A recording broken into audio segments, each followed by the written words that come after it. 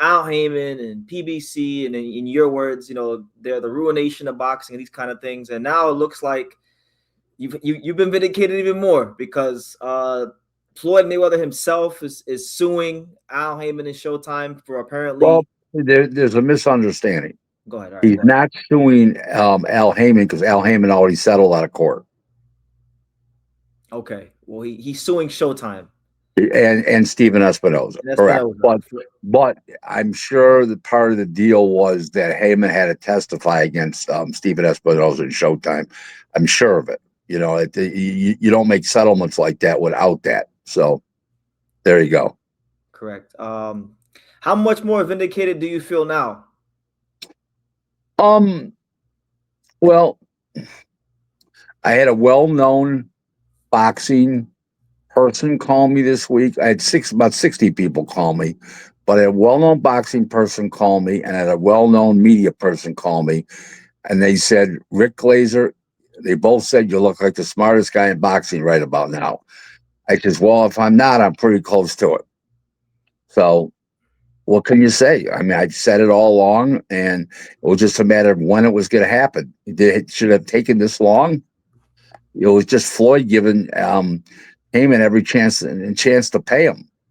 And he had 120 million reputedly, supposedly, allegedly of Floyd's money that he had that Floyd let him work with, and he was supposed to get money on that, like interest or dividends or whatever. Didn't get anything, and Heyman stopped taking his calls, and it was ugly. So Heyman is proven to be everything I said he was. And Steven Espinosa is on his way to getting to be proven everything I said he was. So, I pick a lot of winners and fights. I haven't had a loser since I picked Fury to beat Usyk. So I think there's a pretty good track record too. Okay. Uh, Somebody asked in the chat, Rick. They said, "Why wasn't the settlement spoken on or publicized? Is it due to Al Heyman's contract?" Yeah, it's a stipulation in the settlement that they're not going to talk about it, but at the same time, is he's going to have to testify if called upon. Okay, and like, is that part of the advisory contract? Because when they sign, No, no, that's part of the stipulation of the settlement. So he wouldn't sue him. okay. What do you think all this means for These, PBC? these kind of things don't happen in Japan, by the way. Just want to let you know. I know you're more familiar with that these days, but Everyone says that. Yeah, they don't happen in Japan because the whole structure of boxing is just different over there. Everything is yes. different over there. But Mhm. what do you think all this means for PBC, Rick, moving forward? Well, Well, going forward. they have very low credibility now, and it just kills any credibility they may have had left. Okay. Do you see any way back for PBC and Heyman? No, Heyman's No. too old. He's sickly. He's too old, and they they just they can't turn a profit. They've made a culture of overpaying fighters, and um, you can't substantiate a business model on that. You just can't. You can't overpay. I mean, everybody says, "Oh, the fighter should get more money, get his life." You forget that. The promoter can't turn a profit. What's the sense of the promoter putting on the fights and staying in business? Correct. Because this is still a business at the end of the day. Well, The promoter's got to as make I money. as I always say, if you're paying to get into a place, it's a sport. If you're taking the money from the people that are coming in, it's a business. Mm, okay. Um, as far as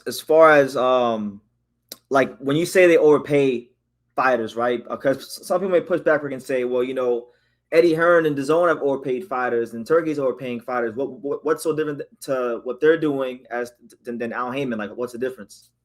Al Heyman was overpaying for rummy fights.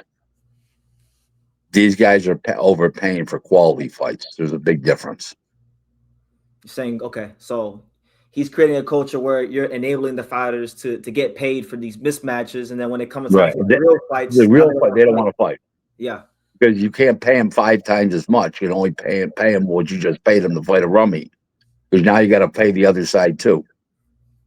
correct. So it's an ugly situation. No doubt about it. Someone asked in the comments, Rick, do you think this will open the door to other fighters to come after Haymon with his supposed payment plans he would do with said fighters? I believe it has opened up a definitely can of worms. Yeah, I so just don't see the figures being as big because the other fighters didn't make nearly as much. So in the coming months, we're probably gonna hear all these PBC fighters coming out and saying, "Hey, Al also owes me money too." I'm not saying they're going to say that, but it could come out in the form of a lawsuit and some other words beside those. Yes. Okay. PBC and Haymon aside, do you think this has any? What kind of impact do you feel this has on the sport beyond just PBC? Does it have any impact on the sport beyond PBC? The sport walks around with 2 black eyes now. I mean, what the hell? What's a third? Yeah, come on. There's only 2 eyes. Okay, all right, fair enough. All right, well,